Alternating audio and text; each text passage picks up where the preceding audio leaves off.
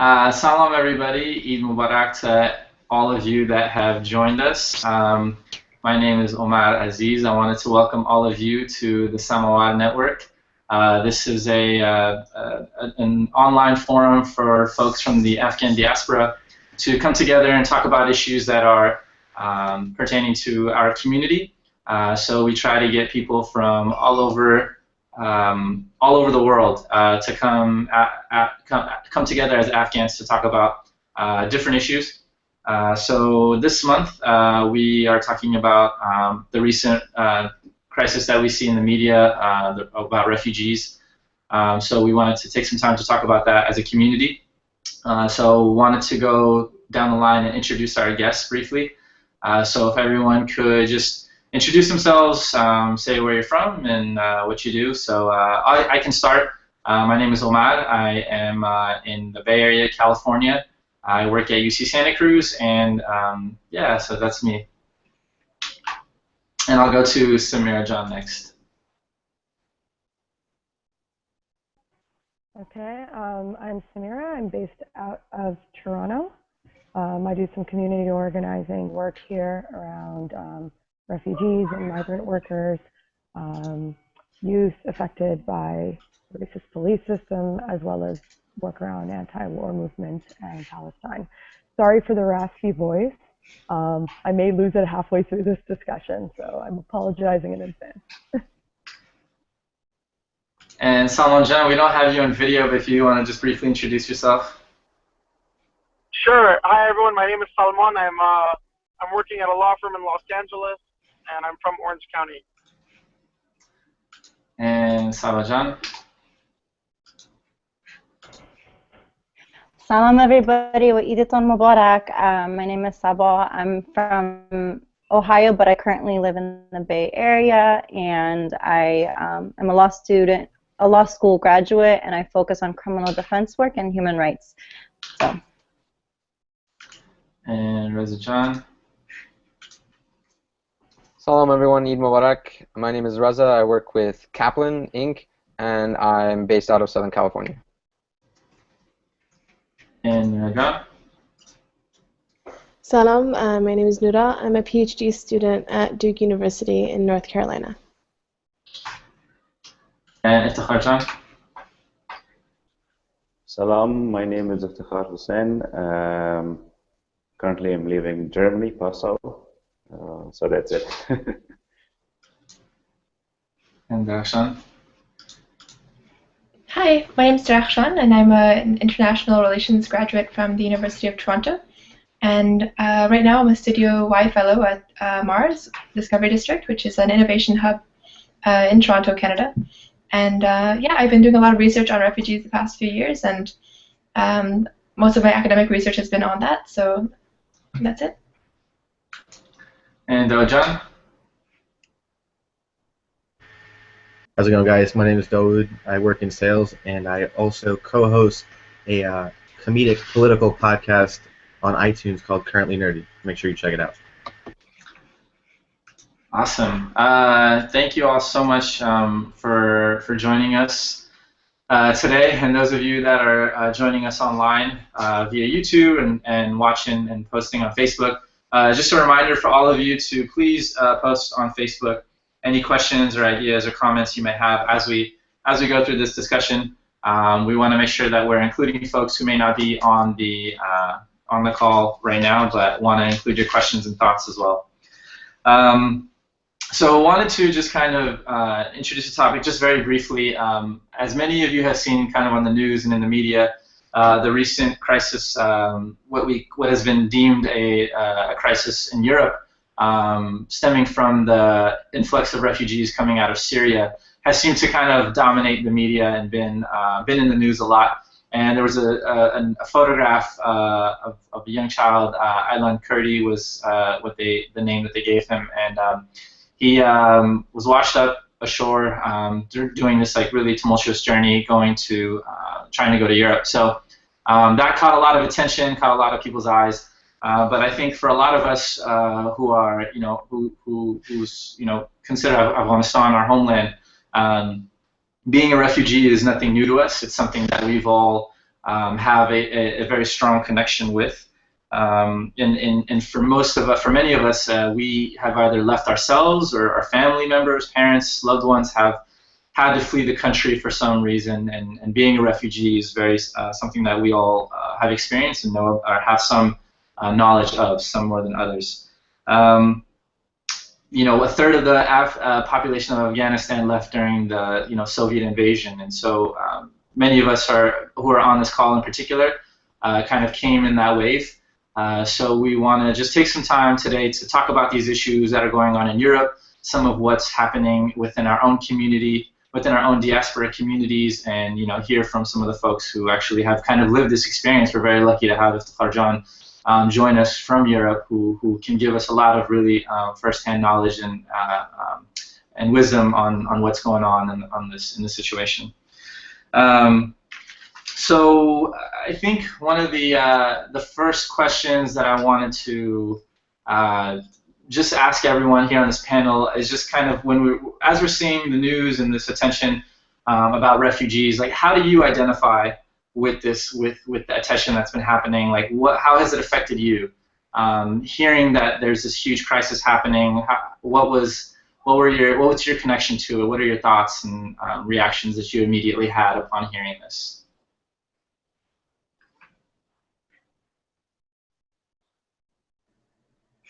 Drakshan?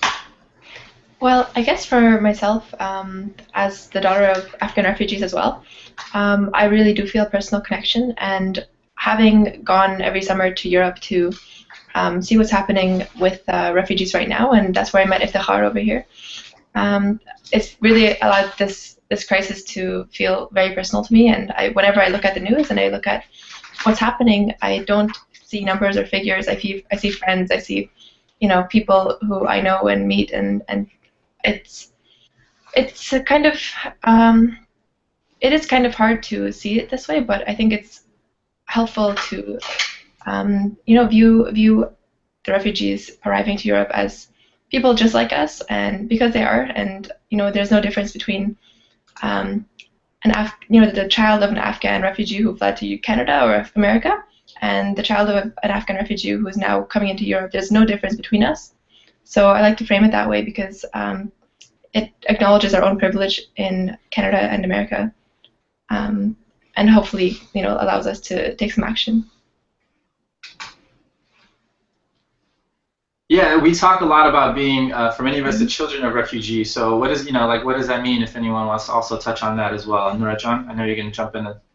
Yeah, I was 5 when I came to the States as a political refugee, so I was a child, but I think that one thing I think about when I see these kids entering is that the horror has sort of, in terms of the legal system, just begun, because I remember going to courtroom after courtroom and having to listen to my parents justify why they had come to the U.S., and that process, even though the war and things was not something I personally lived through, I think that for children of refugees, seeing your parents sort of internalize it is also very hard, and I think that every time you see a new wave of communities leaving, all of this sort of is very personal. Like John said, that this is not just like faces.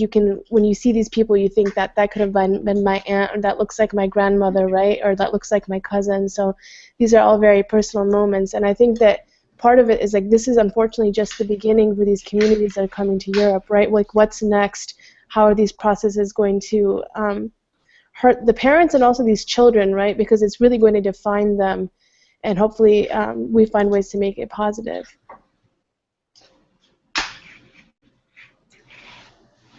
And Drakshan, you were going to jump in, I think?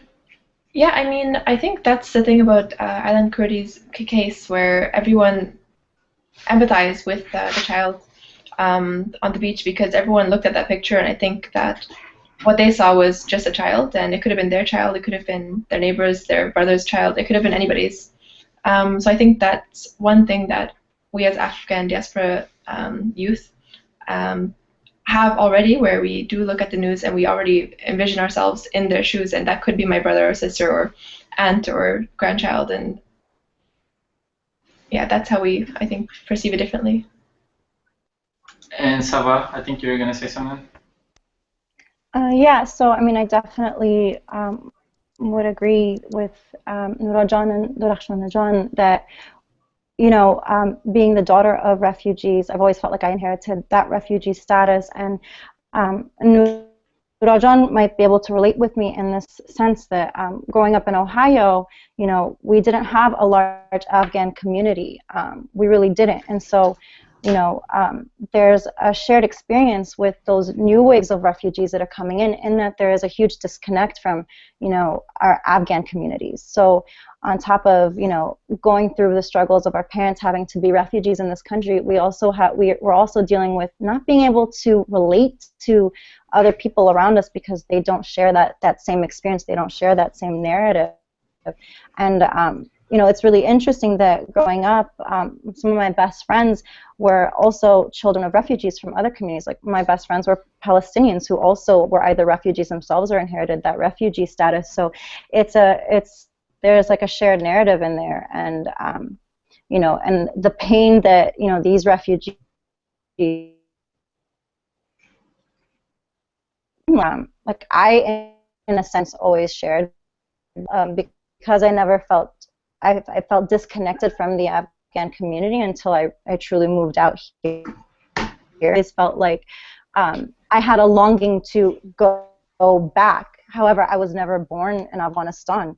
So there's something interesting to say about this idea that, this feeling of going back home when I was really born here in America, and I'm a U.S. citizen by birth, but and I feel like there's something that is shared in that experience with other refugees. However, their experience is far more traumatic and far more painful. So when I saw the images of the child that was washed up, whose body was washed up, I wanted to vomit. I felt like an extreme pain inside me, and that this is actually happening, and that it took an image like that for people to actually care and want to do something about it. So, that's just kind of my experience with that.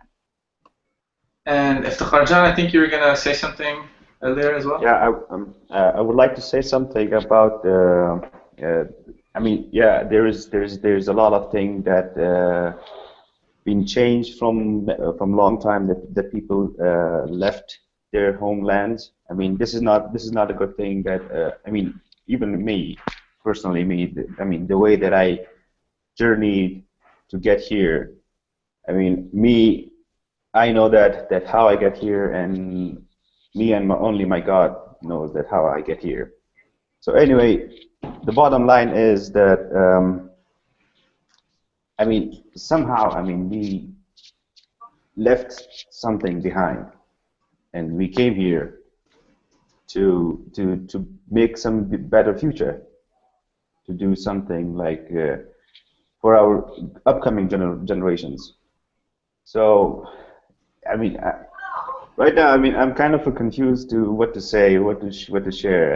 I have so much things to say, so much things to share, and I leave it like that way. That if anybody have any questions, so I will be just answering those questions. So, I'm so confused. I have a bunch of things to share with you guys. So just ask me whatever you have inside. Just ask me. And whatever, Iftikharjan, you feel comfortable sharing with us, we're all going to gain a lot of knowledge from it. So please feel comfortable. You're amongst friends. Whatever you're comfortable sharing with us. I think all of us would love to know more just about your journey and just what it was like for you. As someone, for many of us, I can speak for myself as somebody who grew up in the U.S. and I heard the stories about being a refugee, and I heard about what the tales were and the struggles were, but I never experienced it. And as much as I try to, talk about being the child of refugees, it's more of something I say and I've inherited, but it's not. I don't know how much it's actually affected me, and I don't know if I see it all the time. So I think hearing from you, from somebody who may have experienced it, more recently firsthand, I think will help us, because a lot of times there's a disconnect between our communication with parents. So if you want to share a little more about your journey Sure. Yeah, sure. My journey took place from Pakistan. I started my journey. I passed through from, I think, seven countries to get to Germany. The first country was Iran, like usual, Iran, and then Turkey, the Greek, Macedonia, Hungary, Austria, like from Macedonia. I mean, till to Greece it was fine. We was like fine, everything was fine. But after Macedonia, I had to suffer like so much, like spending nights in jungles, walking like from nights, like, I mean, you don't have any other option but to walk. Stay in jungle. If you get out, police will catch you. Especially, I mean, I hate Serbian police. I say that many times, and I will say that, keep saying that thing. Because Serbian people, I'm not saying the people, but the police, they don't have any kind of sympathy. They will not show any sympathy for refugees, for people like us. They will beat you to the death. They will treat you like an animal. And that was the thing that I was a victim of that thing. They put us in jail like for no reason, months. We spent in jail, and once you get out of there, then you are afraid of the thieves, robbers. If they get you, if you don't have anything to pay, because they will beat, or they might kill you. So, I mean, it was not easy to get here. It took me 1 year to get to Germany. From Macedonia, I think I spent like 6 months in Macedonia. Then in Serbia, like 1 or 2 months. Then in Hungary, same, like three months. And then Austria, and then Austria. I didn't stay in Austria because I had to take the taxi. I pay like 50 euros to the taxi because I was like, I speak English, so somehow I convinced the driver that yes, I have the passport, so no problem. There's nothing to do about that. So somehow he was convinced that yeah, this guy has something. So he took me in his car. So the time when we arrived in Germany, so I just asked him that, oh, is that Germany? So he said, yeah. I pay him the 50 euros, and then he was away. I got another a train ticket to go to my sister here in Germany. But in the middle of the way, I mean, I couldn't even make it. I couldn't even make the halfway. I was in the middle of the way. I caught by police. German police. I mean, here I feel the difference between the German police and the Serbian police. I mean, they said, okay, so you are new here, you don't have any passport or something. I said, no, I don't have anything. So they took me to some kind of a jail. It was not a jail or something. Detention center, yeah. Yeah, detention center. So there they proceed with the paperwork, like, do you want to stay here or something? So I said, obviously I wanted to stay here. It took me 1 year to get here, so obviously I wanted to stay here. So then, yeah, from then I'm here in Germany, and I feel so happy. The day that I was in Germany, I was like, dream come true. So finally, right now, I'm living a small part of my dream. So let's keep it that way. So anything else? Darshan, I think you were gonna say something.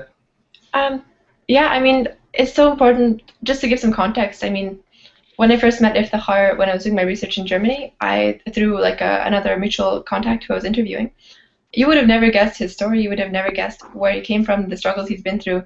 You know, I saw someone, you know, an Afghan refugee, you know, youth, young, you know, someone who was integrated and speaking German and really in the culture and laughing, making jokes, and you would have never guessed his story.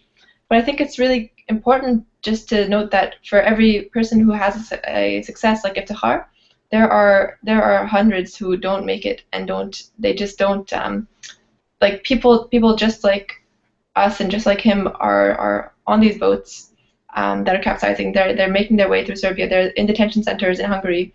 There are so many people. There's so many stories that for every success there's just, you can imagine the just the scope and the breadth of how many people are not making it. And what I find just really really moving about his story is just how far he came alone and how far he had a dream and he had no one to help him along. But I'm not sure if you want to expand on your journey before, but there's so much to talk about. Yeah, I would like to share that with also. I mean, before I came to Germany, I tried for the first attempt to Europe. I attempted to go to Australia. The first time that I attempted, I was with my family, with my uncle, with my aunt, 3 of my cousins, and 3 other family members. So we start our journey from Malaysia. From Malaysia, we started our journey. So we stay in Malaysia like for 2 days or 3 days. Then this guy, he came up and the smuggler. So he came up and he told me that he didn't told me, so he told us that okay, so tonight there is a ship. This ship will take you to Indonesia, and then from Indonesia you will journey to Australia. So we were like kind of excited and pretty much nervous. Okay, so that was the first time, in open sea. So we start our journey in evening, like 6 in the evening. So it went like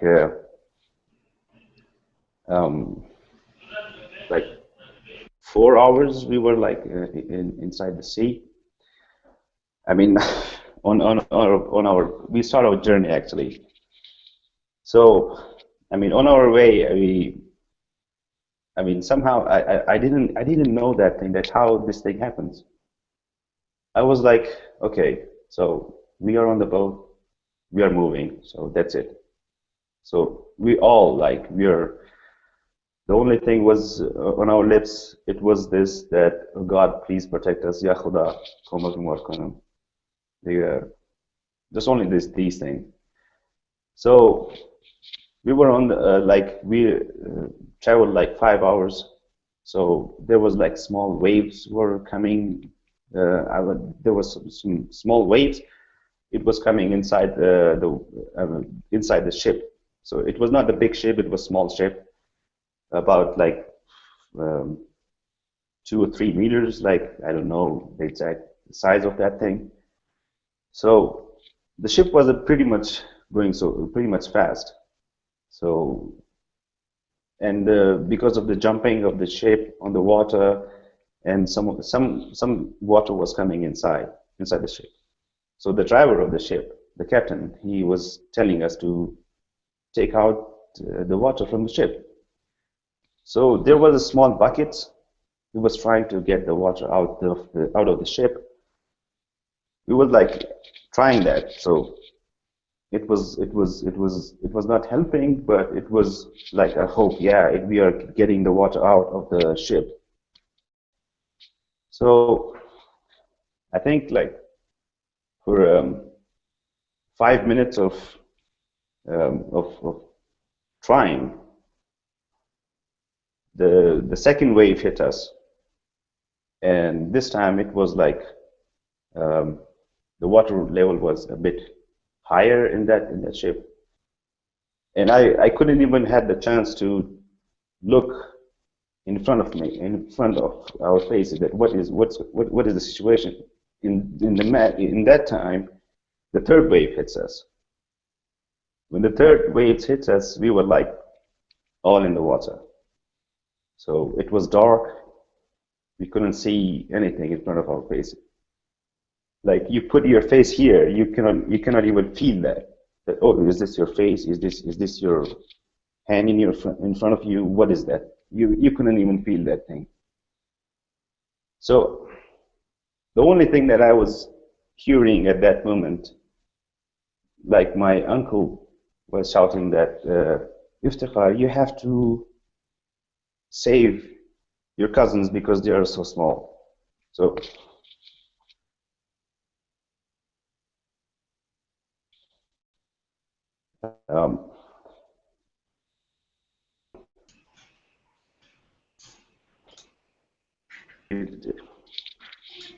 Iftikhar Jan, I think we lost some connection from you. Are you there? Are you still there? You can unmute yourself. yeah. Okay. Continue. Yeah. So by the time when the wave hits us, we were like inside the water, and I was looking for my cousins. I couldn't find anybody, and I think after 5 or 15 minutes, I think, like I was swimming, like looking here and there. Somehow it was a miracle happens that I find my cousin. So I asked him that, who are you? He was like shouting that, I'm Aqil. I said, okay, stay with me. So we were like, I was still like trying to find the others, shouting in the water, like, and Kakajan, Kujasin. I was just shouting this thing. I know that there's no sound coming to me, but I was just shouting. I had to, because I don't want it to lose them like so easy. Like it's nothing. I didn't even see their faces in the last time. So I was like, okay, I will go with this thing. So once I tried to put myself together, I tried to manage, control myself that, yeah, I have to survive. I have to survive for the others, because I am the only son of my father. I'm the only son that my parents have. I have 4 sisters, no brothers, so I think that's why that was the mercy of God for me, that I have to live, because I have to support my family, obviously.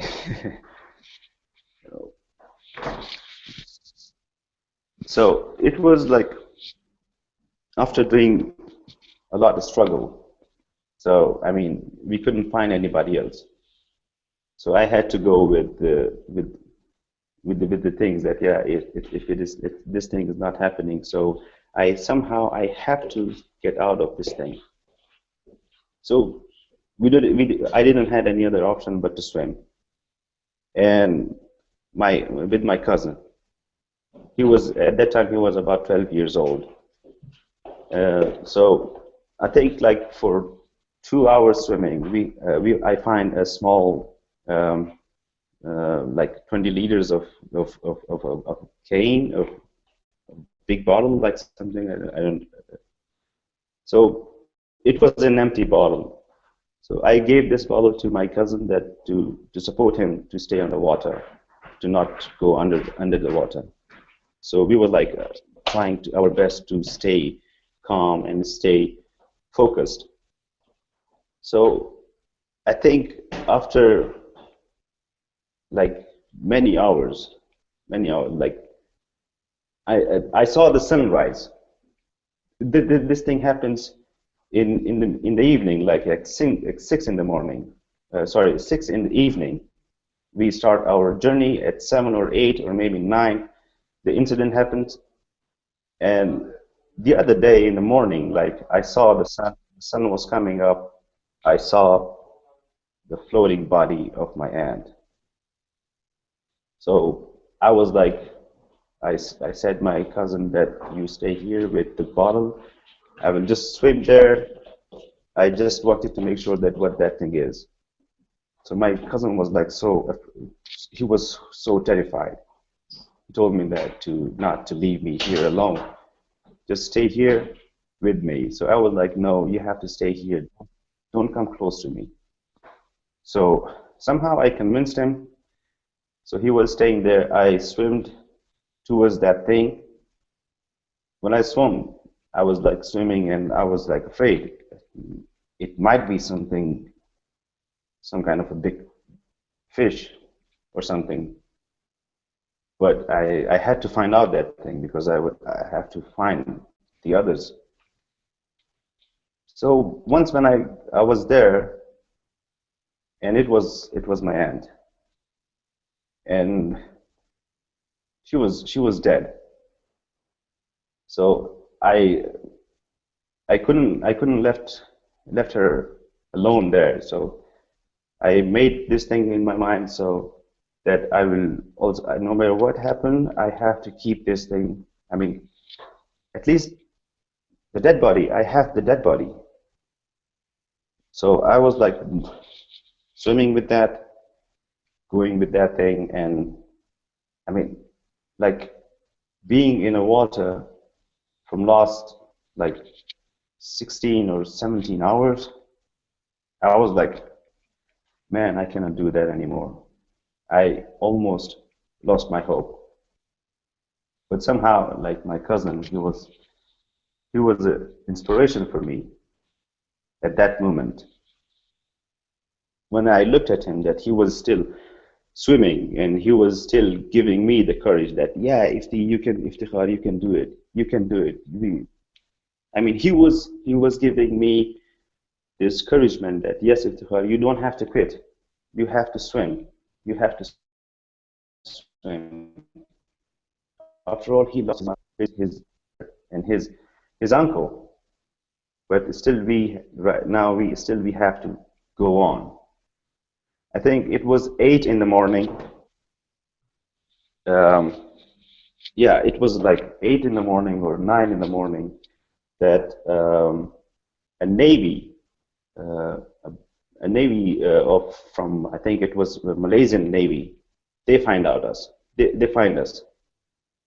And once they find us, and they were like shocked that, wow, what are you guys doing here? How did you get here? Before they ask us any questions, they put us like some kind of treatment, showers, like many kind of liquids all over our body, and I mean just treatment. They were like treating us. So after that, like 2 hours after, a guy came and he asked me that, who are you? Where did you came from? What are you doing here? So we planned this thing in our mind that if police catch us in the water, so we have to say that we are here for like a tourist or something like that. So I told them this thing that we came here like to visit, but this incident happened to us, so our boat sank, and I mean that's it. So they didn't ask us anything else. So they bring us back to Malaysia. There was a hotel. It was, I think, a Pakistani hotel. It was. So the guy, the manager of this place, he came and he asked me that, I know that you people came here. What is your destination? What is the plan that you have in mind? So don't worry, I will not tell anything to anybody. I said, okay. So he was like very helpful. So I said, okay. So then I think after three hours like staying in that hotel, the manager actually, the manager of this hotel, he came to me and he asked me that, are you son of Mukhtar Hussain? I said, yes, I am. Then he asked me, is Professor Qadir is your uncle? I said, yes, he is my uncle. And he asked me that this guy, this little guy, is he son of that person? I said, yes, he's my cousin. Then this guy, he couldn't stop his tears. He was crying, and I was like so surprised that why this guy is crying. He didn't even know me, and he just find out my name, my father's name, and my uncle. I mean, I was pretty surprised about this thing, that how this thing happened. But this thing was not. It was nothing for me. But the thing was that just happened with me. That was the biggest deal at that time for me. Then, like after asking him that, how? I mean, what? How do you know these things? It turned out that this guy was a student of my cousin, of my uncle, the professor. He was a student of him. I think somewhere he was a small student. He was a student of him, and then I mean, he said that, okay, now nothing to worry about, and nothing to. I mean, I will take care of everything from here now. I said, okay. So I mean, after that, I didn't speak with anybody. The speaking thing, all of these things was this guy was doing. I mean, this hotel manager, he was doing these all things. So when we get back to Pakistan, I mean, it was just me and my cousin, because we had the things that we are tourists here. We came from Pakistan or something. So when they sent us back to Pakistan without anything, like I mean, they did their investigations, but I have no idea what they asked. All of the situation was this guy, the hotel manager. He was taking care of those things. The only thing that he came to us with some papers. So he just told us that sign on this paper so you can go. I mean, only the paperwork he gave to us. I mean, I didn't saw any police guys was asking after that thing. Nothing. It was all this guy. I mean, this hotel manager. He take care of everything from there. Once we get back to Pakistan, and I think like in 2 days, the bodies that they discovered there, they send us the dead bodies back to our family. So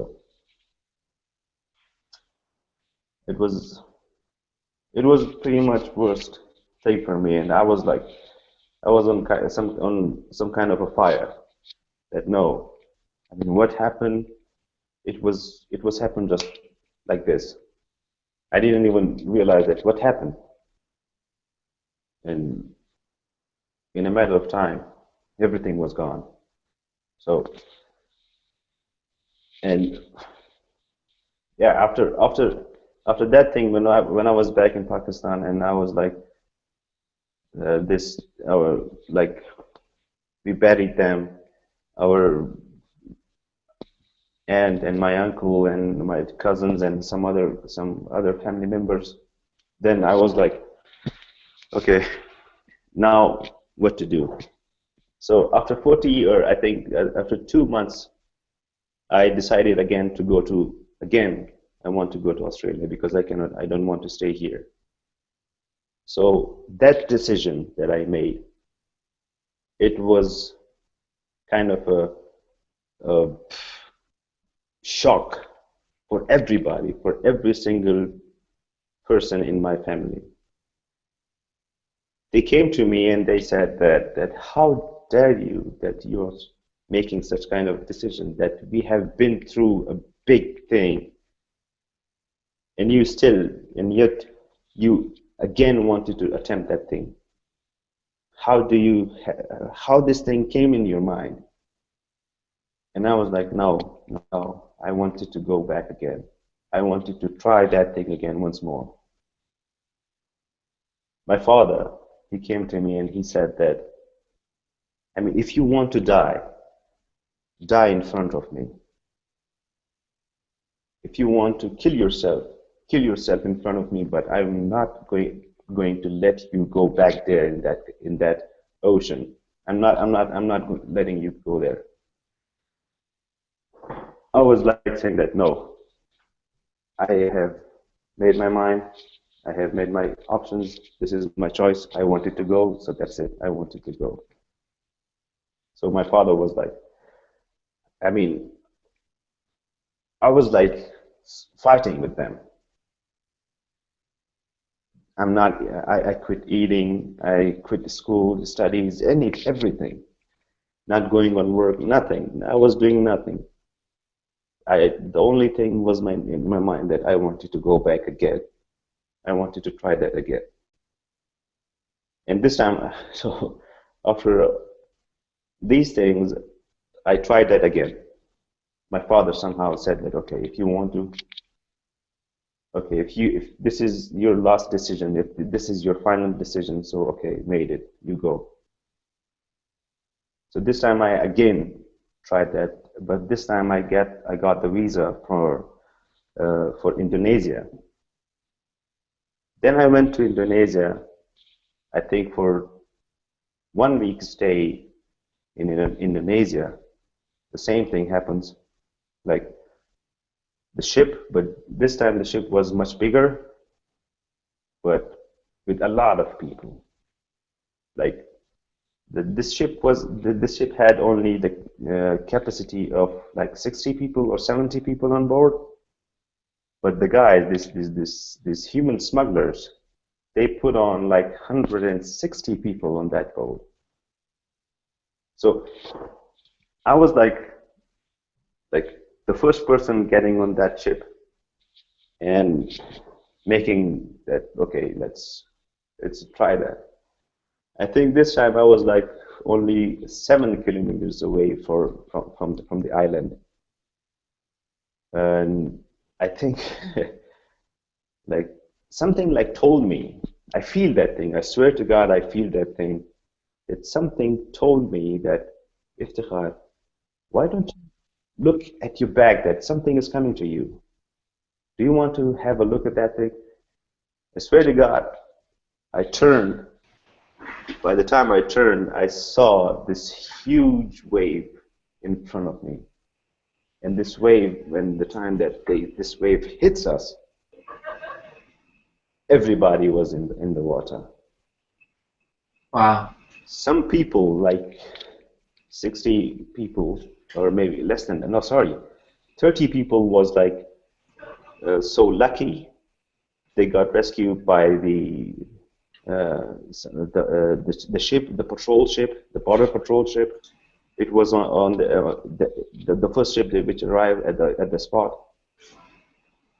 That ship took like this 30 or 40 people on the island. By the time this ship came back to save the others, but it was too late for them.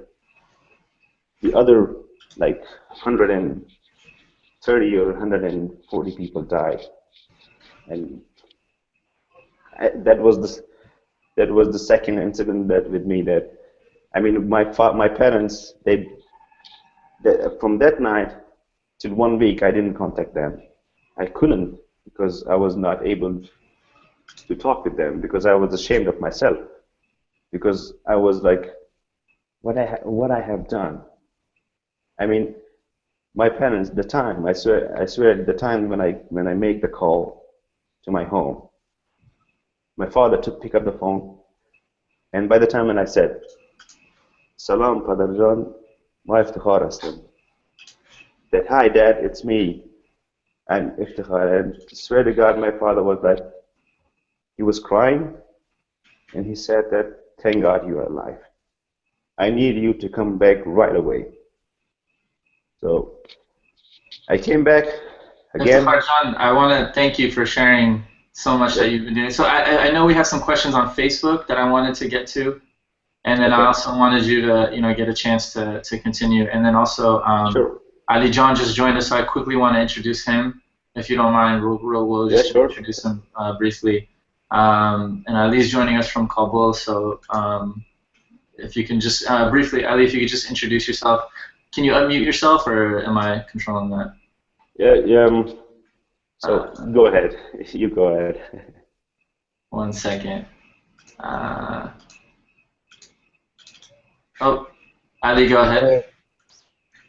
Did that work? Yeah, you're good. Okay, so basically, what should I say? So we're on. Just if you could just tell us your name and what you do, where you're at right now. Sure. I'm Ali Latifi. I'm currently the LA Times journalist in Kabul. I was born in Kabul. We left Kabul when I was young. I was 3 or 4. We went through sort of the standard route, through Peshawar. We actually made it out of Peshawar and then went to Islamabad for a while, and then eventually to the U.S., where I grew up. So I've been covering sort of.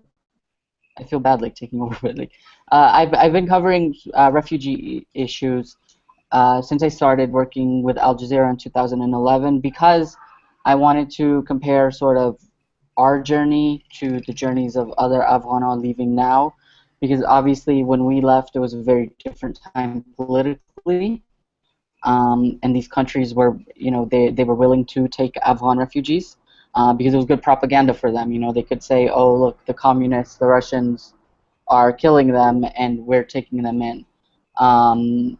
And now, obviously, as we see from Iftikhar's story, it's much more difficult. There's, even though, Australia has had troops on the ground in Afghanistan, the U.S. obviously does, so many European countries do, it's still very difficult for an Afghan to get a visa to one of these countries, much less to try and get refugee or asylum status there.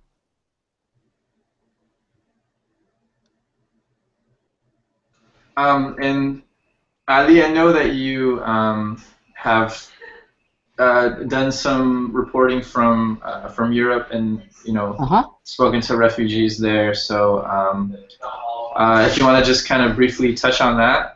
Sure. So in 2011, when I wrote a very, very long story for Al Jazeera, where I had talked to refugees in Greece, in Italy, and I think in France, if I remember correctly. And I had said to myself, I really want to go and see it again, because my whole thing was to compare our journey to what's going on now. So I said, I really want to go to Greece and see it for myself. So in 2013, I basically self-financed the trip, and I went. And it was basically everything that was in that story is what I found when I got there. You would see, at first, before I went, I was really scared. I was like, if I don't find these guys, then what do I do? I kind of, this was a big goal for me. I spent my own money. If I don't find them, then what am I going to do? But luckily, it was basically, because people talk about basically these refugees being in parks, right? Being in parks in Greece and in Athens, and that's basically what I did. Is I went to one of the parks, the famous park that they're all at, Victoria Square Park. And basically, I got there around 12 initially. No one was there. Around 1 o'clock, I turn around, and there's all these young Bachoi Afghan, right? And I remember I turn around, and I hear them speaking Dari and Pashto, and I just asked them, like, Shma Afghanistan? And they said yes, and we just started talking that way. And so I followed them for a week. I followed one Kandori guy for a week. And what you find is that, especially in Greece, is that basically these guys, they're basically sitting around and killing time until the Qachokbad, until the smuggler can come and get them out, can get them to do something, to go somewhere. They're basically, every time their phone rings, they pick up the phone and they're like, Qachokbad, and they get really disappointed because that's the guy that's going to try and get them out. And by getting out, I mean like in the back of freezer trucks, in cabs that stop at checkpoints along the way, and eventually like you have to go hide in the trunk, when you get to different border crossings until you can get to where you want to get. By walking, by all kinds of other, very risky means. I remember on the second day, the guy was following, his name was also Ali, and he brought up one of the guys we had met the first day. He's like, do you remember him? And I said, yeah. He's like, he's in the back of a freezer truck right now. and he's calling me, and telling me. It was very real, you know. It was very every day waiting for some kind of an update, waiting for a chance, and many times they would get stuck along the way. And in Greece, when you get stuck along the way, basically in Greece, what happens is the way that the EU law works is the first EU country that you get fingerprinted in, if you get caught somewhere else along the way, that's where you get sent back to. And 99% of the time, it's Greece. But Greece, unlike say Turkey, or at this point Australia or France and the UK and certain Scandinavian countries, won't deport Afghans. So they're stuck in the cycle where they're trying to go somewhere else and they get stuck in Greece. And they get caught and they get sent back to Greece, and they're just constantly stuck until they can make it somewhere else. Do they do that to all? Do they do that to just Afghanas? It's mainly so like this is the thing is so like Irani. So I met some Iranis, some Somalis, and some other people. They can be in Greece. They can be deported, right? But Afghana in Greece, for whatever reason, it's weird because on the one hand, you know, the Greeks consider Afghanistan a country at war. But they don't deport Afghan citizens back. Mm-hmm. Darakhshan John, I know you were going to chime in, so I want to give you a chance to go ahead. Yeah, I mean, just to add to his point, I think that it's really, when we listen to Iftikhar's story, I think it's really important to point out to Afghan youth these days who are in the West that what they think is happening with refugees is not actually what's happening. People have this image that refugees line up in Pakistan or Iran and they get their refugee status, and then maybe a year later or something they'll get shipped get on a plane and go to Canada or something. The reality is that there's that way of refugees coming to Canada and to the West is in the past. Right now there is almost no way to come to Europe, to Canada, to the USA, except for the illegal route. That's why there are people coming this way. And I'm only speaking from experience from just working at a refugee camp in Hungary for a while and interviewing refugees for my research in Germany and Hungary, and just this past summer going to a refugee camp in Lesbos, Greece, which is where like 2,000 refugees arrive every day. And it's the only way to come is the illegal way. Like, I think this is a key point to bring forward, and on the way there, there are these EU laws that he mentioned that are obstructing them. And when they want to get from, if they want to go to Turkey, for example, from Iran, I think we have to look at this holistically. For example, it's not just the EU's problem. In Turkey, they've stopped recognizing Afghans as refugees because they've had so many Syrians come in, and so they can't actually get documents and live a life in Turkey. So that's why they get pushed onto Greece, and they go to Greece, and clearly, they're having their own economic crisis, so they can't stay there. But again, due to the Dublin laws, there actually are some updates. So Afghans or refugees that actually leave from Greece and go onwards to Europe, if Greece no longer will accept them if they've moved forward. So there are some bilateral agreements that kind of override the Dublin laws right now. But a big issue that I noticed in Hungary is that these laws still apply, where Hungary has the same conditions where the economy is bad. There's no integration support for refugees, so a lot of Afghans don't want to, and they can't integrate and stay and get a job and live a life in Hungary. So they move on to places like Germany, which is the case of a lot of refugees that I know. But the problem is that once you have your fingerprints in the first country, whether it's Greece or Hungary or wherever you end up getting caught for the first time, you do get sent back, and you have to start to cycle again. You either work illegally in the rest of Europe, or you are homeless and or jobless or destitute in the original country you landed, because there's no way they can integrate you with their own economic policy. So yeah, just a really big point that I like that you brought up is that it's not the same as it used to be, and I hope that people do understand the differences and obstacles for Afghans and for refugees coming to Europe. And again, I wanted to acknowledge Iftikhar Jan for thank you for sharing your story. I think we have we had an agenda, a list of questions and discussion topics that we wanted to like talk about, but I think listening to your story, I think trumps all of those things, and it's just been really, really. I think I speak for most people when I say that it's very beneficial for us to hear your story, and it's just we learned a lot. I think I learned a lot from hearing, because I think for me personally, again, as Rakshan was saying, is like it's not.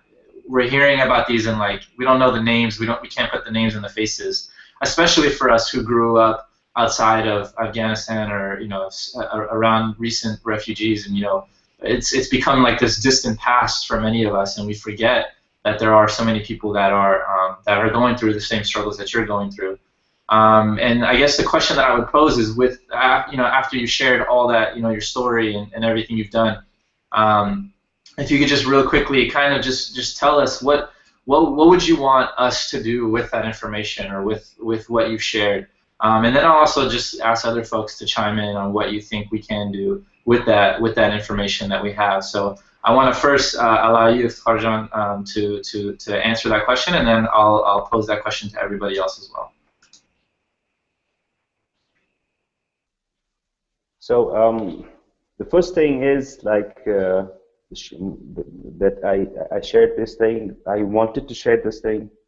That let the people know about this situation, let the world know about the situation that the refugees are suffering, especially Afghan people. Because at the moment, in the current situation, the only thing which is upcoming, it's the Syrian. I mean, I'm not saying that, like, because there is war in their country. The war is going on in their countries. But not to forget our country, because we, I mean, not to go to that part, but I wanted to share my story. I wanted to let everybody know about the things that the life is not so easy that we are thinking that it is. It's not so easy. It's way difficult. That, I mean, everybody has to feel that thing. Everybody has to know about the situation, that how people suffer and how people they try to live their dreams. And one thing else I would like to share that is this, that right now in Germany, it's been like 2 years that I'm living in Germany, and I'm doing an apprenticeship here in what was the name in English? Let's say it's like chemical engineering. So I'm doing that thing right now at the moment, and I'm really happy about that thing. It was also a kind of achievement for me that I find this job because of my football team. I play soccer here with the football team, so these guys they did that thing for me. They find this thing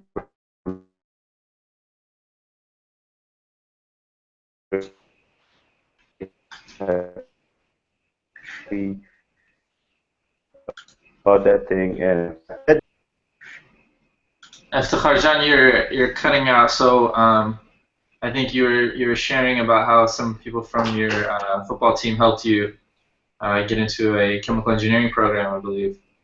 Yeah, that's one of my football team. Thanks to them that they find this thing for me, and yeah, so I'm pretty much happy about this thing, and I'm doing this thing. I done the first year. The first year is already finished, so I'm doing the second year. The first year was very excited. I mean, I did it in a great. I ended this thing, so yeah, I'm doing the next. I mean, I'm so glad. I'm so happy that I'm doing this thing, and the words cannot explain this thing. The words is not enough just to explain this thing. That my emotions, my things. I mean, you have to feel it. Well, we're happy to hear that, and we're happy to hear that you're in good spirits. And after what you shared with us and the journey that you took, I mean, I think you deserve, all the good that's coming to you after everything you've Thank gone you so much. And I'll go ahead, Salman Jan, to jump on that question of what do we what do we do with this information, these stories that we've heard, with all this that we know about now? So I'll let you go ahead and chime in. Thank you. Can you guys hear me okay? You're good. Okay, cool. First, Iftikhar John, I mean, I've been on the edge of my seat. I've had goosebumps. I'm like sweating from your story. It's like impacted me in every single physical and physiological way possible. Thank you for sharing that. It's extremely humbling and touching. Because a lot of people are watching this here in the States, I think Omar's question is really important because we have to figure out what we can do moving forward to help refugees, right? We as the children of refugees, I feel like, have an added responsibility, as all humans do, but we especially have an added responsibility to fellow refugees because that was once either our or our parents' generation. I think there's two things we can do. Somebody posted on Facebook about how Australia has kind of harsh laws and they need to find ways to humanize this politicized conflict. And I think that juxtaposition really kind of hit the nail on the head for me. We have to humanize these refugees who have been politicized. So I think it's a twofold step. The first step is hearing these stories like Iftikhar shared. Hearing these stories from refugees, there's experiences that I myself and a few others on this panel have had directly with refugees, and they've left a deep and lasting impact on me and on others as well. So that's first and foremost, to humanize them and to take it away from just being a statistic of 80,000 refugees came to Germany today and this many came to America tomorrow. The second thing is, I think, where we as Afghan Americans and Afghans of the diaspora can step in. A lot of these countries, these welfare states, especially in Europe, but also in the United States, provide a lot of good financial support to refugees, especially in the beginning. They provide welfare, they provide housing, they provide funding for education, they prepare them for job interviews. My mom's involved in social work, and so that's a lot of the work that she does do. The one area that they don't get involved in, and the one area that we Afghan Americans can get involved in, is the social aspect. Part of one of the things that struck me most about Iftikhar's story is it's not only a poignant story in and of itself, but the fact that you could tell, listening to his story, it was pouring out of him. I don't know how many times he's had that opportunity to share with fellow Afghans or Afghans of the diaspora his story before. And so what we can do to step in is not to just raise money or send blankets or send clothes or figure that stuff out. But we as refugees who've made it to this country can start banding together, finding refugees that are in our state and in other states, because there's so many, and especially Afghan refugees because of the cultural connections that we have, and start building social relationships with them. Start inviting them out to dinner, inviting them to our house, inviting them to picnics. I mean, just last month there was an Afghan Health Initiative picnic, and there were a few refugees who heard about it, and they came, and they only knew like one or two people there. So they came very early, but they were so unfamiliar with what a picnic even was. They didn't even bring at least in the American context, they didn't even bring like an ice box or a rug to sit on or anything to sit on. They were there I noticed them, they were there for 15, 20 minutes. I turned around and talked to someone, I looked back and they were gone. They felt so uncomfortable is what I assume was the situation with them. And I think they're not alone.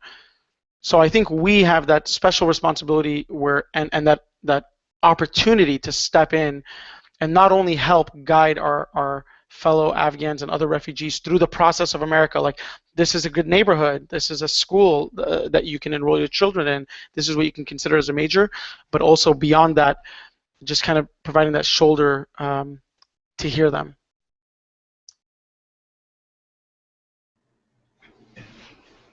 And Dirakshan John? I completely agree with what you just said. Maybe adding one correction, maybe just, I know that in the West that there are so many Afghans who have great support services, but I know that in Europe and on the way there's a huge gap in services because they're in limbo for up to maybe 1, 2, 3 years, where they don't have any access to any kind of education. They're just waiting in camps, in detention centers. There's just this huge gap of services that are not provided, no language training, nothing. So I would encourage, actually, if anyone has time and resources, to not only, first step is obviously to become aware So educate yourself on what's happening right now, if you're not already, is the first step, and educate your friends and your networks, so people know what's happening, because it's hard to do anything, get any movement going until people understand the gravity of the situation. And once you do understand what's happening, I think the key thing is that we as Afghan youth and diaspora and able-bodied citizens have to stop waiting for other people to do what we think should be done. So I mean, for example, I've always, since I was younger, I've always wanted to volunteer at a refugee camp, and the only thing stopping me was, money. I have to pay for my school, this and that. And, we all keep saying these things like, I wish I could do this, I wish I could do that, I wish I could, help out. But at the end of the day, I was blessed with a scholarship that allowed me the financial freedom to actually go and volunteer. And that was it. Like, I just decided to get on a plane and go to Hungary and volunteer, because I'm able, I'm capable. If, at the end of the day, if not us, who? And if not now, when? There's not going to be a better time than this second right now to do something about it. And I think we, as Afghans, have been waiting and waiting and waiting for over 40 years for someone to help us in the country, rebuild the country, help us. Since the first war broke out, we waited for the USA, for NATO, for everyone, and at the end of this, in 2015, what we've come to is that there is nobody but ourselves to rebuild, to kind of move forward. So I'd recommend for just come together like we're doing right now.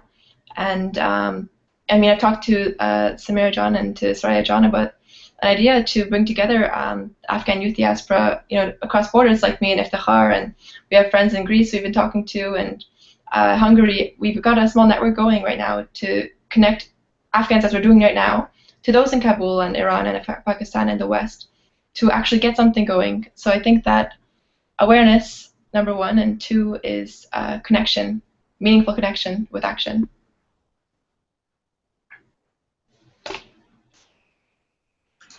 And if anyone else wants to jump in, just let me know, because Iftikhar Jan, go ahead. Thank you so much. I really appreciate everybody here, but the problem is that my phone is almost dead, and I'm in the situation right now. Direction knows I just had this Monday I had a surgery of my knee, so I'm kind of sitting on the corridor, so I'm kind of and my battery is almost dead, and I'm really having some pain on my knee. So I as much I hate to leave, I swear to God I wanted to talk more, but I have I don't have any other option but to go to bed, because I have to take pills. And my knees is like killing me right now. Yeah, take care of yourself. Take care of yourself, Iftikhar Jan. We want to make sure this won't be the last time that we all get to speak. This exactly. This might be the first time for many of us, but we're definitely going to get you back, and we want to hear more. And if you please go on the Facebook page, people have questions. People wanted to ask you questions directly, and if you have an opportunity to answer some of those questions directly, the Facebook page is going to be up. And at any point you get the opportunity to, please feel free to answer that. Be in touch with all of us. It's a pleasure to have you on here. And I think it'd be wonderful to hear how, the reasons why you left Pakistan and Afghanistan, because that's another whole side of the story. Yeah, I will share those everything. But seriously, I mean, I hate to go. I hate to go right now to the bed. I swear to God. But my knee is hurting me. I have no other option. Thank you so much, guys, for letting me sharing, and I really appreciate that. And thank you, Direction. Thank you, Ali. Thank you, everybody. Thank you so much. And I wanted to come back again some other day. Bakhair, we'll have you on Bakhair. Yeah. Okay. Thank you so much. Shab Bakhair. Khuda Hafiz. Hafiz.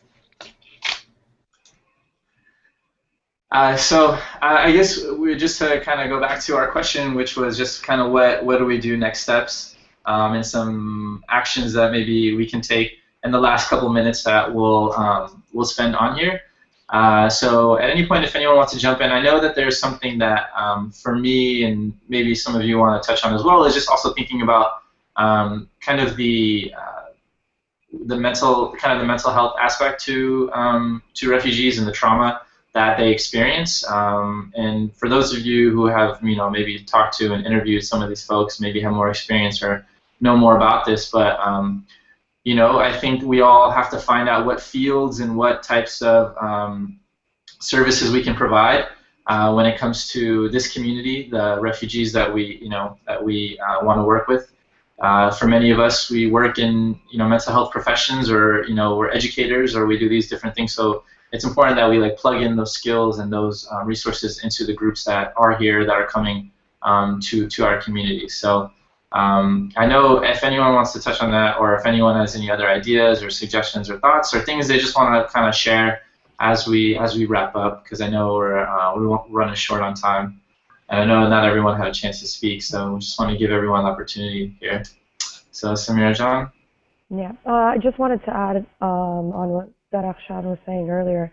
I think the easiest thing that we can all do is that basic aspect of companionship. I mean, most of the refugees that I've met here in the Toronto and Hamilton area, many of them have traveled here on their own, are in their early 20s. We have females and males that we have traveling from Afghanistan to Canada, generally through the United States.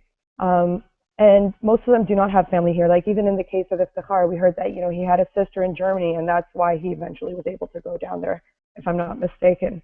And many of us have had families here or other sort of networks in terms of. Sorry, I just got distracted by Saba's messages there. But I think what we just need to do is go into these detention centers, refugee houses that exist in most major cities. You're bound to find Afghans there. Just start the conversation. Most of them are extremely excited the minute they hear that someone can speak Pashto or Dari. Many of them over a year and haven't heard the local language, haven't heard the language that they were raised with. So I would just say go to these refugee centers, go to these houses and find the Afghans. They're out there.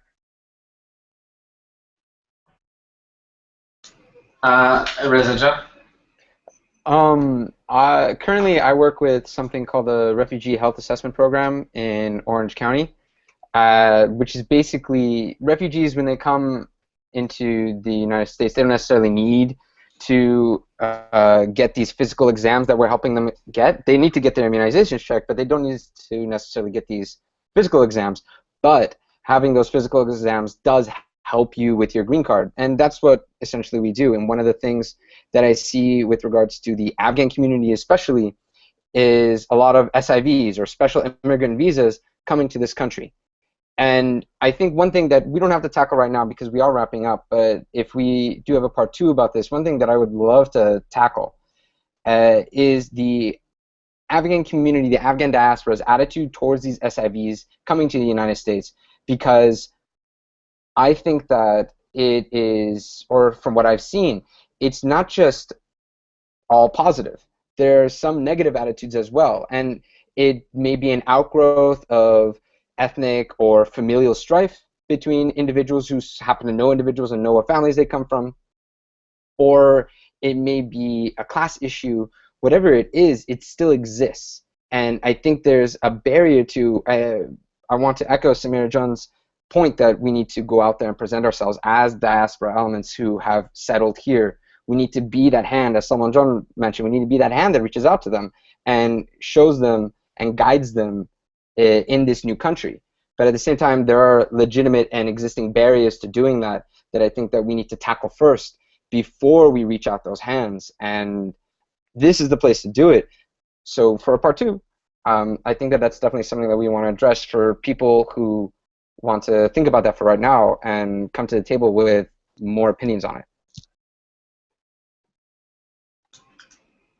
And before we leave, go ahead, Salman John. So there's a number of us that are interested in working to create an organization, something informal, that does start to provide that social network to these refugees that have come to the United States. So if you're interested in getting involved, if you've been very touched by Iftikhar's story, or by the story of the little boy on the beach, or by what we're hearing every day about these refugees coming to Europe and eventually into the United States as well, please get in contact with me and let me know. The more people we have on board, the better. I think, you know, together we can start to make a difference to help ease the transition to this foreign land for a lot of these people.